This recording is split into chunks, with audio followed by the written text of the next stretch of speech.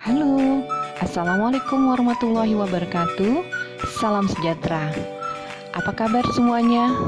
Semoga dimanapun kalian berada, kalian tetap dalam keadaan sehat walafiat dan berbahagia.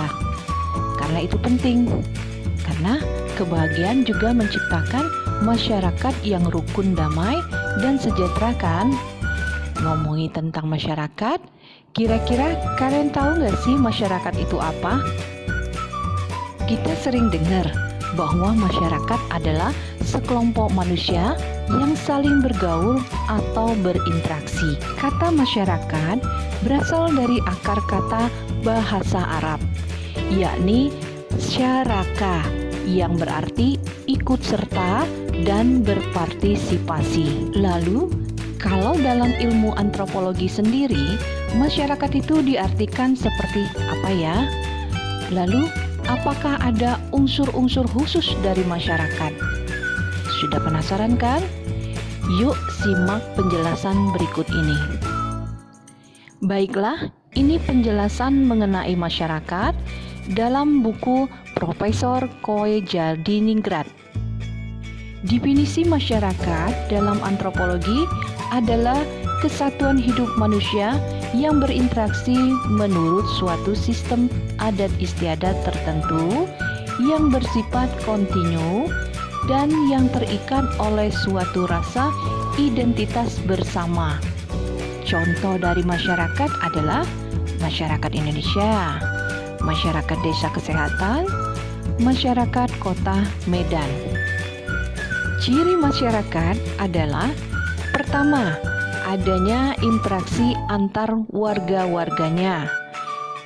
Kedua, adanya adat istiadat, norma, hukum, atau aturan khas yang mengatur seluruh pola tingkah laku warga negara, kota, atau desa. Yang berikutnya, kontinuitas waktu. Selanjutnya, 4, ada rasa identitas kuat yang mengikat semua warga. Oke, pembahasan lanjut ke unsur-unsur masyarakat. Unsur-unsur masyarakat yang pertama adalah kategori sosial. Apa itu kategori sosial? Yaitu kesatuan manusia yang terwujud karena adanya suatu ciri objektif yang dapat digunakan pada manusia.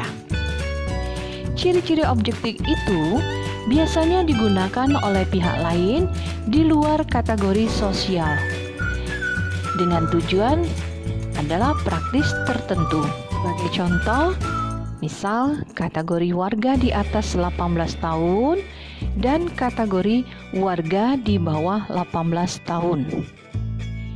Warga dikategorikan demikian dengan tujuan untuk membedakan antara warga yang sudah mempunyai hak pilih dengan warga yang belum mempunyai hak pilih dalam pemilu. Unsur masyarakat kedua adalah golongan sosial. Golongan sosial seringkali dianggap sama dengan kategori sosial. Namun kategori sosial dan golongan sosial mempunyai unsur-unsur yang jelas berbeda. Berbeda dengan kategori sosial yang orang-orang masuk kategori tanpa ikatan dalam masyarakat. Kesatuan manusia yang disebut dalam golongan sosial mempunyai ikatan identitas sosial. Golongan sosial terikat pada suatu sistem nilai, yaitu sistem norma dan adat istiadat tertentu. Contohnya golongan para dokter. Para dokter yang terikat oleh suatu etikat dokter, sehingga semua dokter dalam kalangan masyarakat mempunyai perasaan sadar akan golongannya dan mempunyai identitas sosial. Contoh lainnya, suatu golongan bisa timbul karena pandangan negatif seperti golongan negro. Ini karena mereka berbeda dari manusia di belahan bumi lainnya. Dalam masyarakat, masih ada satu kesatuan masyarakat lainnya, yang dapat disebut golongan sosial, yaitu lapisan sosial atau kelas sosial atau setara sosial. Contohnya lapisan bangsawan, lapisan budak, lapisan orang biasa, lapisan petani, lapisan para buruh, dan lapisan PNS. Lapisan atau golongan sosial semacam itu terjadi karena manusia-manusia yang dikelaskan di dalamnya mempunyai gaya hidup yang khas. Unsur masyarakat ketiga yaitu komunitas. Komunitas adalah satu kesatuan hidup manusia yang menempati suatu wilayah yang nyata, yang berinteraksi menurut suatu sistem adat istiadat, dan yang terikat oleh satu rasa identitas komunitas. Unsur yang keempat adalah kelompok dan perkumpulan. Suatu organisasi juga termasuk dalam masyarakat karena memenuhi ciri-ciri masyarakat, yakni adanya interaksi, adat istiadat, ada norma, ada kontinuitas waktu, dan ada rasa identitas yang mempersatukan semua anggotanya. Namun sebagai tambahan, organisasi memiliki pimpinan yang mempunyai rasa berulang untuk berkumpul dan kemudian bubar lagi. Contohnya, organisasi berdasarkan kekerabatan seperti marga tarigan, dan organisasi berdasarkan suatu kesamaan seperti persatuan sepak bola.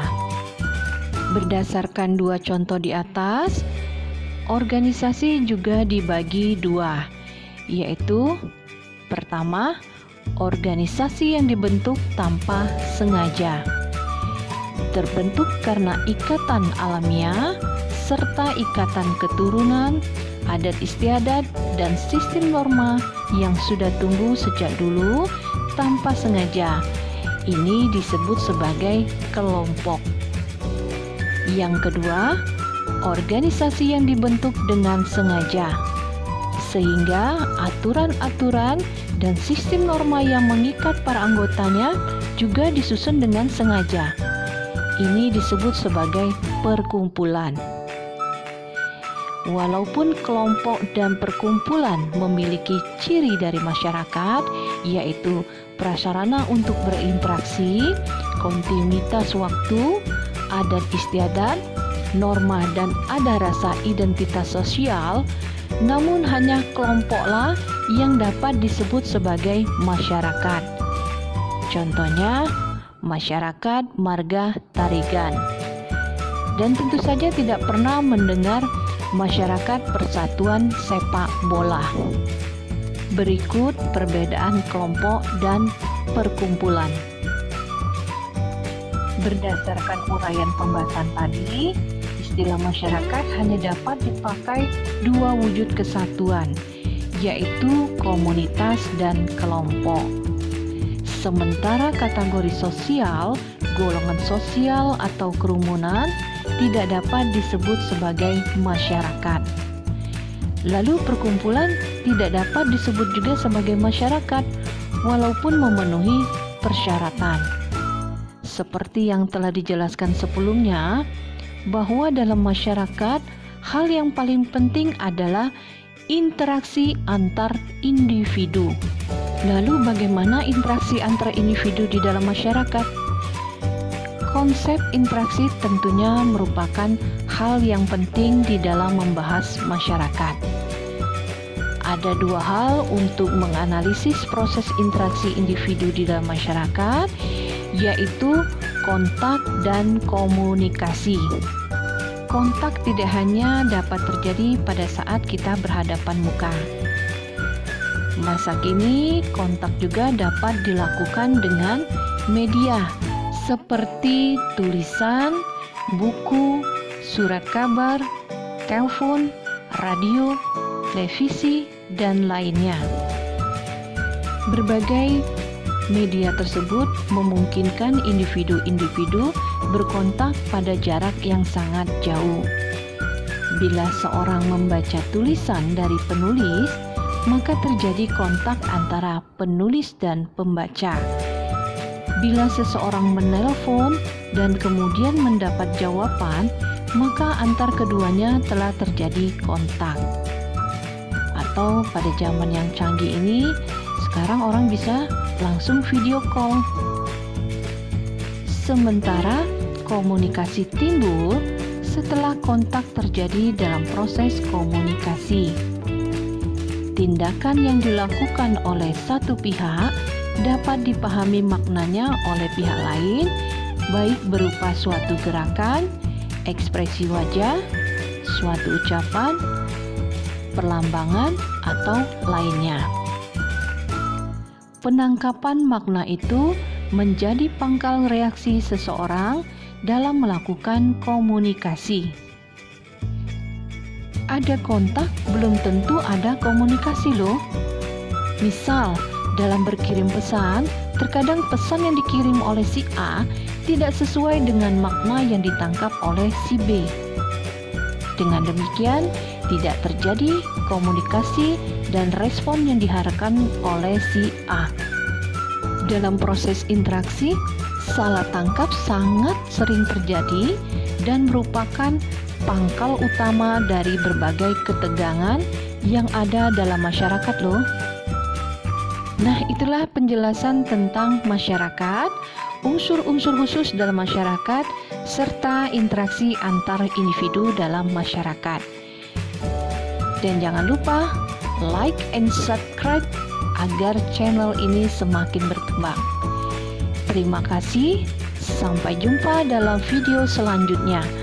Wassalamualaikum warahmatullahi wabarakatuh.